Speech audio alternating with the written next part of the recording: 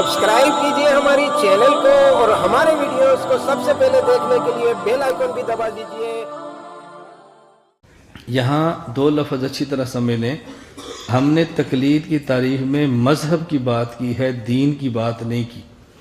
دین اور مذہب کے معنی میں فرق ہے، اور یہ عام طور پہ اس فرق کا خیال نہیں کیا جاتا، اس لیے اس پر اعتراض ہو جاتے ہیں۔ اب دیکھو، اعتراض کرنے والے ہمیشہ کہتے ہیں کہ دین ایک تھا اور مقلدین نے دین کے 4 ٹکڑے کر دیے، ایک دین ابو حنیفہ، ایک دین مالک، ایک دین شافعی، ایک دین احمد۔ قرآن کہتا ہے وَاعْتَصِمُوا بِحَبْلِ اللَّهِ جَمِيعًا وَلَا تَفَرَّقُوا، اور انہوں نے فرقہ واریت پھیلائی ہے اور دین کے 4 حصے کر دیے۔ اب یہ بات سمجھنا ضروری ہے کہ دین الگ ہے اور مذہب دین نام ہوتا ہے منصوصات کا۔ منصوصات جمع ہے منصوص کی، نص۔ قرآن کریم کی آیت کو کہتے ہیں نص، حدیث کو کہتے ہیں نص، نون اور صاد، نص۔ تو دین نام ہے منصوصات کا، قرآن کی آیت یہ بھی نص اور حدیث پاک یہ بھی نص، اور مذہب نام ہے اجتہادیات کا۔ اس لیے دین کہتے ہیں منزل کو اور مذہب کہتے ہیں راستے کو۔ تو آیت تو ایک ہوگی لیکن اس آیت سے مسئلے 2 نکلیں گے، آیت کو دین کہیں گے اور 2 مسئلوں کو 2 مذہب کہیں گے۔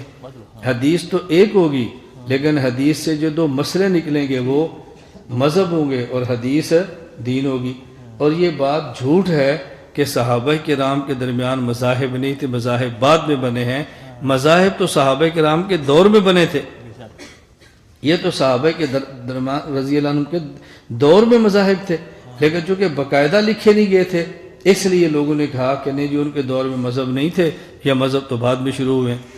رسول اکرم صلی اللہ علیہ وسلم نے صحابہ کرام کو ارشاد فرمایا غزوہ خندق کے بعد، فرمایا لا یصلین احد العصر الا فی بنی قریظہ۔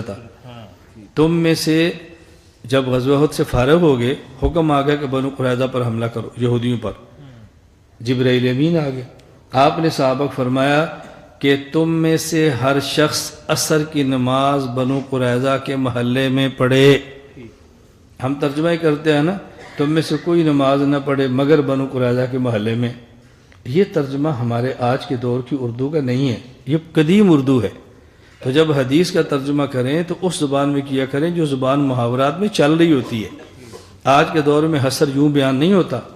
تو اللہ کے نبی نے فرمایا کہ تم میں سے ہر شخص عصر کی نماز بنو قریظہ کے محلے میں پڑھے، یہ اللہ کے نبی نے فرمایا۔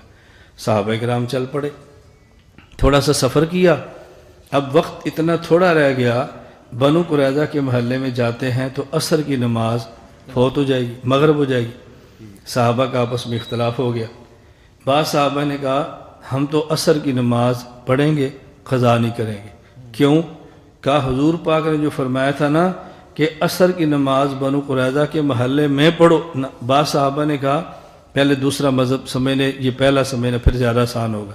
بعض صحابہ کرام نے کہا ہم عصر کی نماز نہیں پڑھیں گے راستے میں، ہم پڑھیں گے بنو قریظہ کے محلے میں۔ بھائی مغرب ہو جائے گی، عصر قضا کا ہونے تو ہوتی ہے، تو ہم تو جس نبی کی امتی ہیں ان کا فیصلہ ہے کہ عصر تم نے بنو قریظہ کے محلے میں پڑھنی ہے، تو ہم کون ہوتے ہیں رد و بدل کرنے والے؟ قضا ہوتی ہے تو ہو جائے، ہم بنو قریظہ کے محلے میں پڑھیں گے، حضور کا حکم ہے۔ تو دوسرے کہنے لگے نہیں ہم تو عصر راستے میں پڑھیں گے۔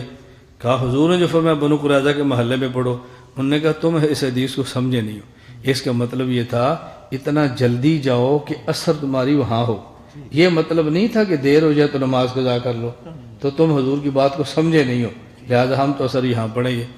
اب دیکھو جنہوں نے عصر قضا کر کے بنو قریظہ کے محلے میں پڑھی ان کی دلیل بھی یہی حدیث ہے، اور جنہوں نے رستے میں پڑھی ان کی دلیل بھی یہی حدیث ہے۔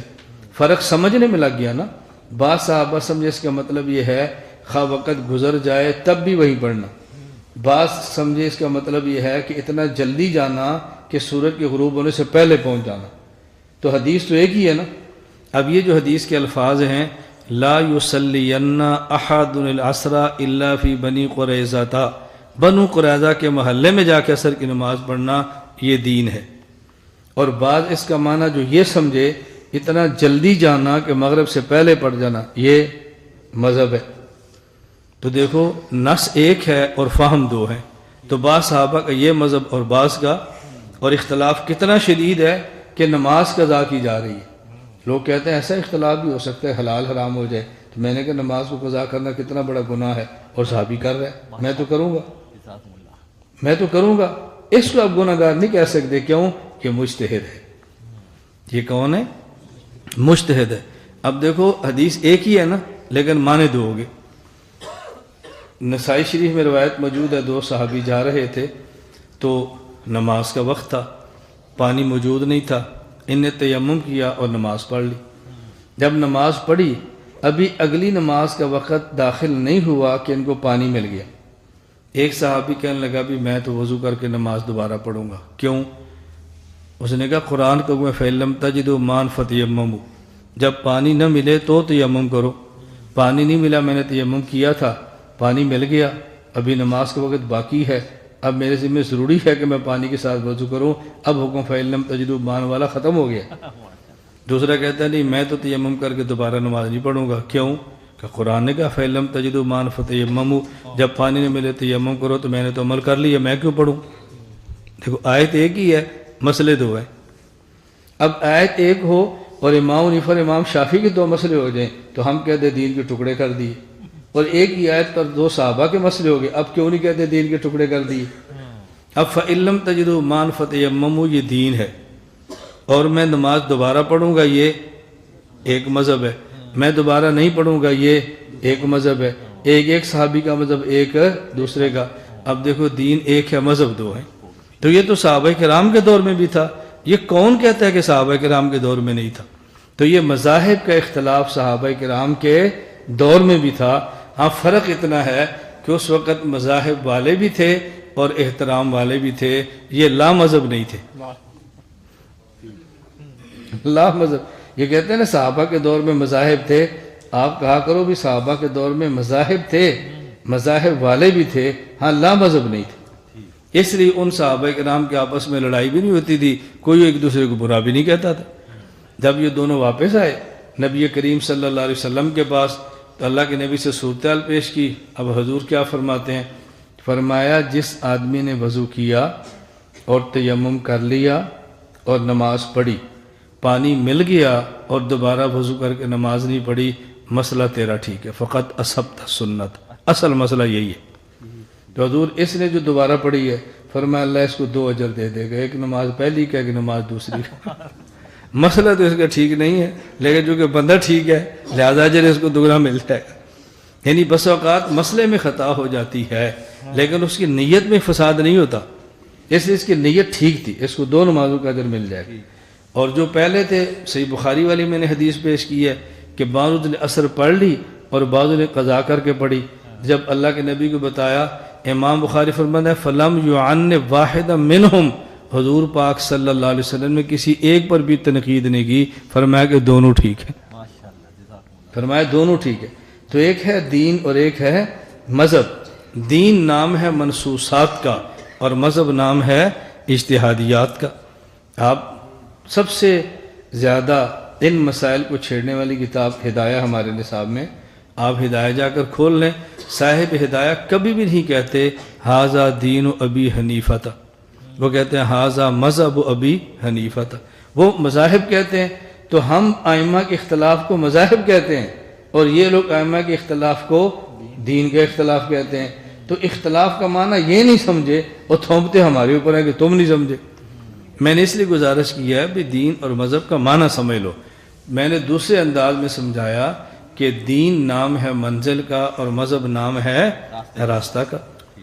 یہاں سے میں سرگودا جاتا ہوں تو سرگودا جانے کا فیصلہ آباد سے ایک ہی راستہ ہے یا کئی راستے ہیں؟ یہ کئی راستے کو کئی مذاہب کہتے ہیں۔ منزل ایک ہوتی ہے، راستے کئی ہوتے ہیں۔ تو منزل سے آدمی بھٹک جائے تو گمراہ ہوتا ہے، اور راستے ایک کی بجائے دوسرے چلے اس کو گمراہی نہیں کہتے۔ فرق اتنا ہے کہ راستہ صاف ہو اور بڑا ہو، موٹر وے ہو ابو حنیفہ کی طرح، تو بندہ ذرا جلدی پہنچ جاتا ہے۔ امام صاحب کا موٹر وے، راستہ بہت کھلا ہے، مزہ آتا ہے اس راستے پر چلتے ہوئے۔ میں اپنے حضرات سے کبھی کہتا ہوں حنفیوں والا امام صاحب والا مزاج بناؤ، امام صاحب کا دل بہت بڑا تھا، آدمی بہت بڑے تھے، مزاج میں بہت وسعت تھی امام صاحب کے.